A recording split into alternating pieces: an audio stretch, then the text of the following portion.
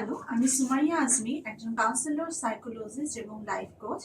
আমি আসলে প্রায়ই মানুষকে বলতে শুনি যে তারা এখন ব্রেইন ফগ, লো ফোকাস, ইরিটেবিলিটি, ঘুমের সমস্যা, অ্যাটেনশনের প্রবলেম হচ্ছে, এ ধরনের প্রবলেমের কথা বলে থাকেন। আমরা আসলে যদি তাদের লাইফস্টাইল এবং হ্যাবিট দেখি, তাহলে আসলে দেখব যে তাদের ডিজিটাল ইউজ, টেকনোলজি ইউজ অনেক বেশি। হয়তোবা এইটাই প্রধান কারণ হতে পারে।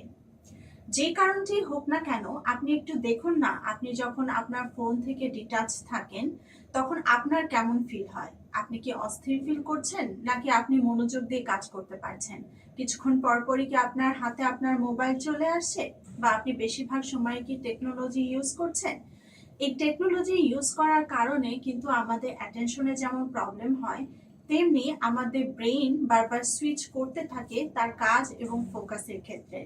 সো আমাদের দীর্ঘক্ষণ কোনো একটা সময়ে মনোযোগ দিয়ে কাজ করাটা আস্তে আস্তে আরো ডিফিকাল্ট হতে থাকে।